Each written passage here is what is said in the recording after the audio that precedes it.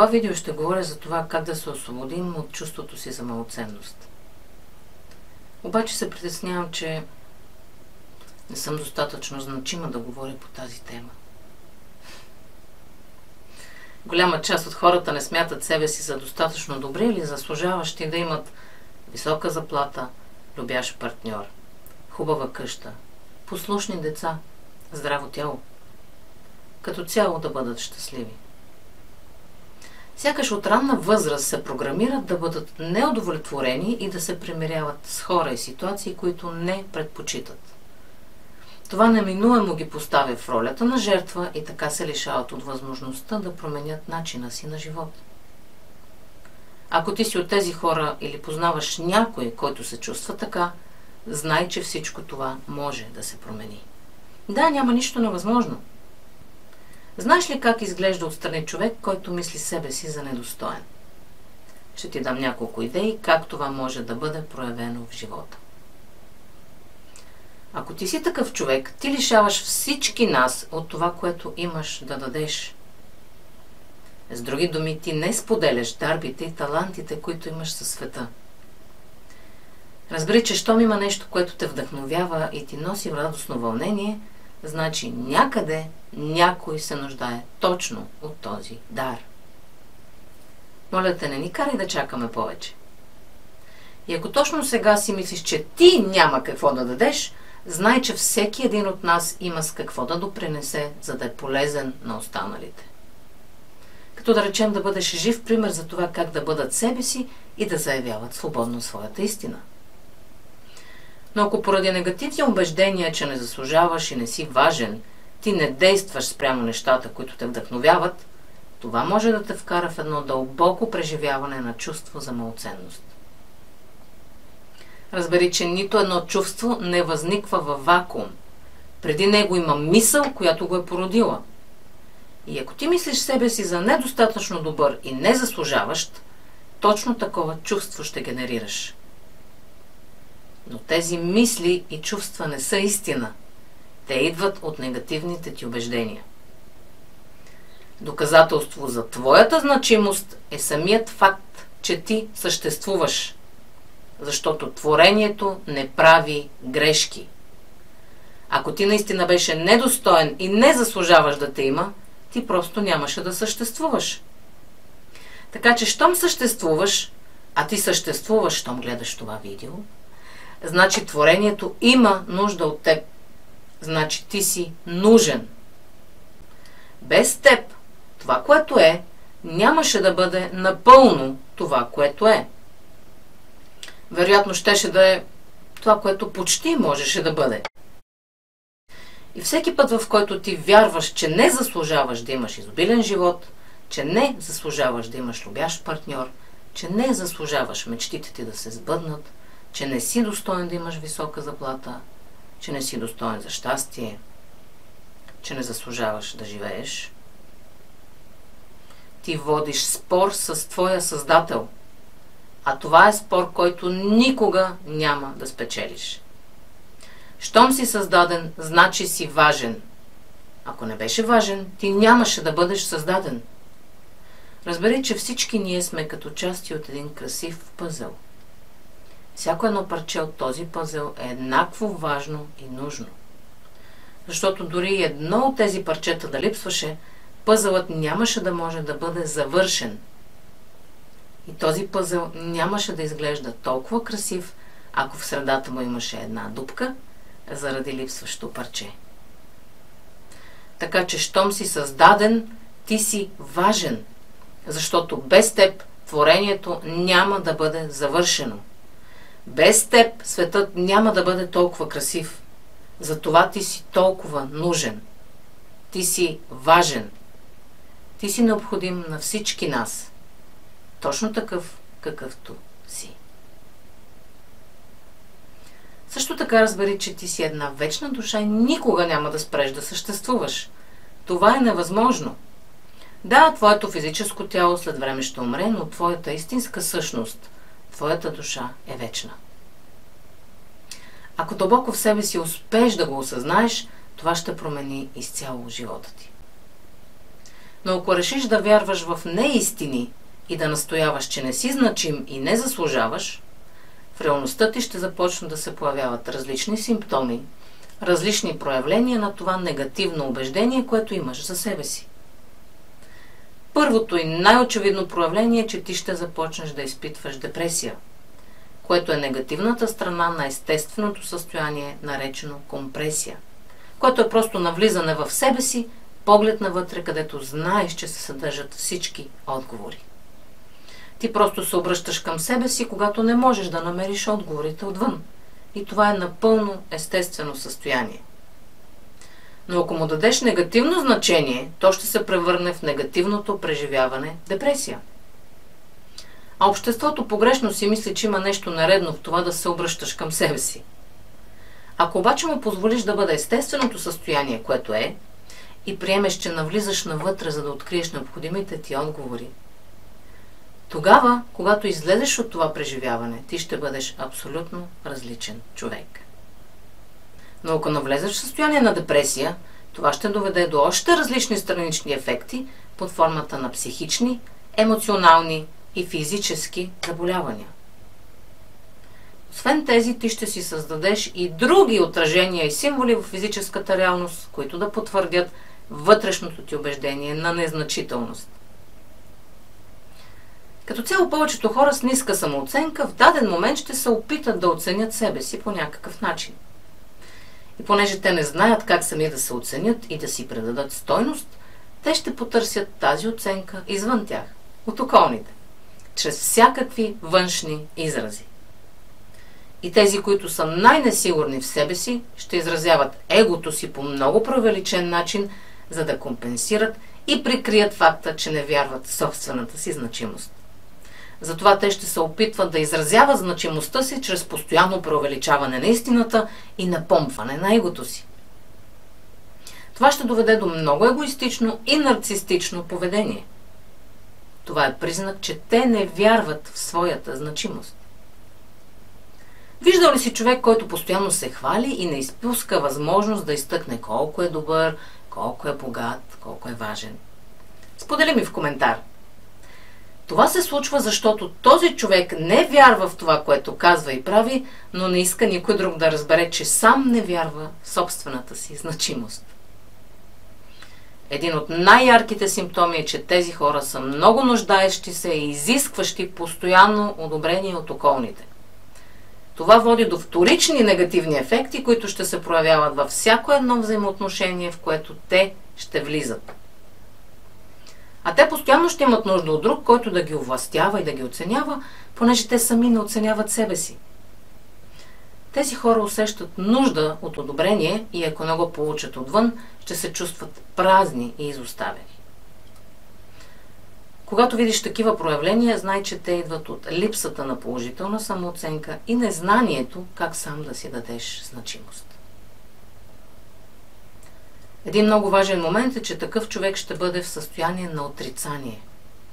Всячески ще отрича това, че му липсва самочувствие и самоувереност, защото не иска да си го признае.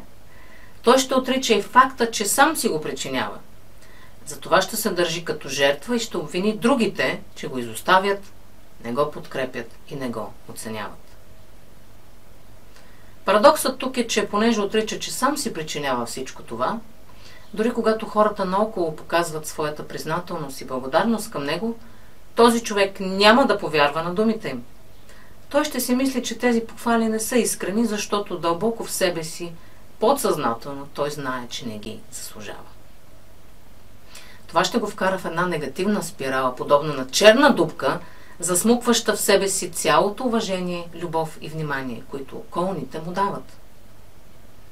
И когато другите осъзнаят, че без значение колко го величаят и хвалят, те не помагат на този човек да затвърди собствената си себестойност, те постепенно ще спрат да го правят. Защото това е като да наливаш вода в каца без дъно. Това ще вкара човека не оценяваш себе си в още по-дълбоко преживяване на липса на себестойност, което ще доведе до депресия, чувство за изоставеност и дори мисли за самоубийство. Ако някой около теб има тези симптоми, кажи му, че няма нужда да се чувства така, а просто трябва да промени убежденията си. Също така знай, че да обичаш някой не означава да подкрепяш нещо, което е несъвместимо с твоите предпочитания. Не и след определен момент. Понякога най-любящото нещо, което можеш да направиш, е да демонстрираш на другия последиците от изборите му. Ако ти постоянно затвърждаваш и подкрепяш негативното му поведение, той как ще разбере, че прави нещо нередно? Защото ако не му дадеш обратна връзка за последиците от това, което избира за себе си, ти не му даваш възможност да осъзнае какво прави и съответно той няма да има причина да се промени. Просто защото не разбира, че има такава необходимост. Когато му дадеш това отражение обаче, не очаквай, че той непременно ще се промени. И ти трябва безусловно да приемеш неговия избор. Какъвто и да е той. Винаги можеш да дадеш една честна и любяща обратна връзка, че повече няма да подкрепяш такова вредно поведение. И когато предоставиш възможност на този човек да избере дали иска да остане в живота ти и да взаимодейства с теб, на него трябва да му е пределно ясно, че в такъв случай ще му се наложи да направи промяна. Моля, не подсилвай и не поощрявай негативността у себе си или у другите. Да, ти можеш да му съдействаш и асистираш, ако иска да направи такава промяна, но не и за сметка на собствената ти значимост, защото това не е проява на любов и не е полезно на никой. Разбира се, че всеки има нужда да знае, че е важен и значим, но не по такъв изкривен начин. Когато наистина осъзнаваш своята значимост, ти не изискваш това да ти бъде доказвано постоянно, а го проявяваш по един самовластен и смирен начин. Защото най-голямата сила се проявява чрез най-нежното докосване. И така, ако ти имаш тези чувства на ниска самооценка, ниско самочувствие и на това, че не заслужаваш, ето начинът, по който можеш да промениш това. Първо, разбери, че това са просто негативни убеждения, които ти си взел от някой или от малък си бил научен да вярваш в тях. Приеми, че ти си този, който е взел решението, подсъзнателно или несъзнателно, да вярва в тях. Второ, щом веднъж си успял да се убедиш в нещо толкова негативно и Вселената те подкрепила в този ти избор, като ти е изпратила хора и ситуации, потвърждаващи вярването ти, това означава, че можеш да избереш да повярваш в противоположното убеждение и отново да получиш пълната подкрепа на Вселената. Нали така? Разбираш ли, Вселената няма собствено мнение. Тя е едно огромно огледало, което отразява теб. Всичко, в което вярваш. И убежденията ти могат да се променят. Те не са факти, те са просто гледни точки. Ако ти промениш своите убеждения, Вселената няма да има друг избор, освен да отрази тези нови убеждения, като ти прати хора и обстоятелства, като са в синхрон с тях. И така, ето 4 лесни стъпки, чрез които можеш да промениш негативните си убеждения в позитивни и да промениш своята реалност. Първа стъпка – открий. Втора – провери. Трета – замени. И четвърта – приложи. Нека направим едно упражнение, за да видиш как тези 4 лесни стъпки могат да бъдат приложени на практика. За целта ще използвам пример с човек, който има ниска самооценка и стои в отношения, в които не се чувства уважаван и оценен. Но няма смелостта да ги напусне, защото вярва, че няма да намери друг, който би искал да бъде с него. Представи си жена, която системно е пренебрегвана от съпруга си. Нейните нужди винаги са на последно място. И когато открито ги заяви, половинката й се преструва, че не е чул и не е разбрал. През цялото време обаче тази жена се грижи за дома и нуждите на всички в семейството да бъдат посрещнати. Но тази жена не е щастлива. Не се чувства желана. Не се чувства красива. Не се чувства оценена. Чувства се като слугиня. И точно такова поведение ще има. Тя ще се оплаква постоянно. Ще бъде все намръщена и недоволна. И по този начин ще става все по-непривлекателна за мъжа си и непредпочитана компания за близките й. Че кой би искал да си общува постоянно с мрънкащи негативни хора? Въпреки това, тя не предприема действия за промяна, защото не вярва, че може да си намери друг партньор или защото си мисли, че е много срамно да се разведе. Това поведение е продиктувано от негативни убеждения, които е взела от родителите си или от обществото, докато още е била малка. Тя толкова не оценява себе си, че доброволно седи в отношения, в които не е щастлива. Сигурна съм, че всеки човек предпочита да има щастлива, усмихната и ведра половинка, а не постоянно недоволна и занемарена. Ето това е класически пример за нефункционално семейство, в което двамата партньори стоят в отношения, които не предпочитат, защото не оценяват собствената си значимост и в същото време не предприемат действия за промяна, защото се страхуват да останат сами. В такава ситуация може да приложиш 4 лесни стъпки, с които да откриеш и промениш тези негативни убеждения, което ще ти помогне да направиш промяната, от която се нуждаеш. Първо, най-важният въпрос, който трябва да си зададеш, за да откриеш негативното убеждение е: какво би трябвало да вярвам, че е истина, за да стоя в тези нефункционални отношения? Задай въпроса и слушай. Без да настояваш, без да нервничиш, без да предполагаш. Може да вземеш лист хартия и да започнеш да изброяваш всичко, което ти хрумне. Пиши на ръка, защото това ще ти помогне по-лесно да се свържеш с емоциите си. Ако се затрудняваш с отговора, може да намериш яснота с друг въпрос. Какво е най-лошото, което си представям, че може да се случи, ако напусна мъжа си?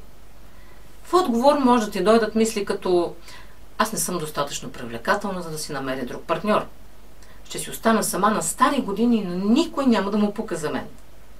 Всички ще ме одумват и ще ми се присмиват, че съм се провалила в брака си. Няма да мога да се справя финансово, ако остана сама. Ще остана в името на децата.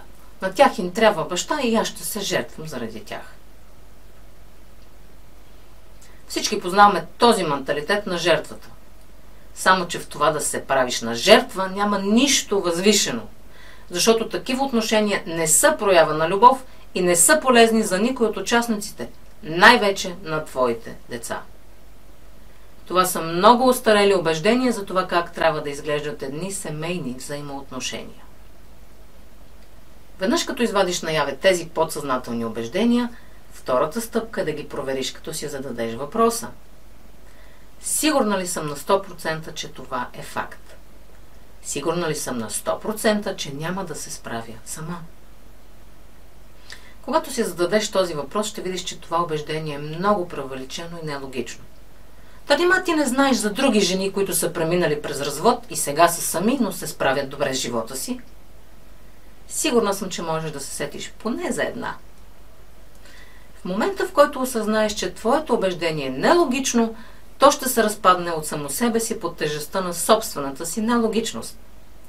Тогава пристъпи към третата стъпка и го замени с ново убеждение, като се запиташ: какво вярване би било по-полезно за мен? В конкретния случай може да си кажеш: аз знам, че има много жени, които са се разделили със съпруга си и след време са намерили много по-подходящ и любящ партньор. Аз заслужавам по-добър живот. Партньорът ми също заслужава по-добър живот. Няма смисъл взаимно да си тровим живота, но това никой не печели. Всеки от нас заслужава да има по-подходящ партньор. Дори да ми е трудно в началото, аз ще се справя с помощта на своите близки и приятели.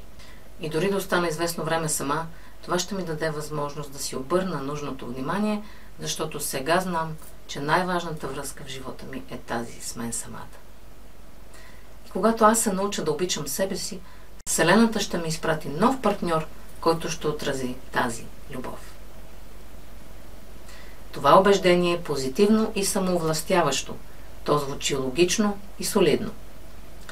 И така в четвъртата стъпка приложи новото си убеждение, като се запиташ: какво конкретно действие мога да предприема, за да затвърдя това ново вярване? Например, може да се запишеш в група за самотни родители, в която участниците взаимно си помагат и разменят идеи. Така на практика ще видиш, че не е толкова страшно да си сама и че има и други като теб. По този начин ще се вдъхновиш да продължиш и така ще послужиш като пример за други, които се страхуват да направят първата крачка към промяната. Ето така с тези 4 лесни стъпки Откри, провери, замени и приложи, ти можеш да намериш убежденията, които пораждат твоята несигурност и ниска самооценка, да се освободиш от тях и да ги замениш с нови убеждения, работещи в твоя полза. Запомни, ти си необходима. Ти си важна. Ти заслужаваш да си щастлива. Знай това. Когато светиш, огледалото няма друг избор, освен да отрази светлината ти. Благодаря ти за вниманието. Ще се радвам да ми споделиш твоите предизвикателства и успехи в коментар. От какви негативни убеждения, свързани с твоята самооценка, се освободи и с какви позитивни ги замени. Ако имаш нужда от допълнително разяснение или помощ с прилагането на тази информация, свържи се с мен и ще се радвам да ти помогна. До скоро!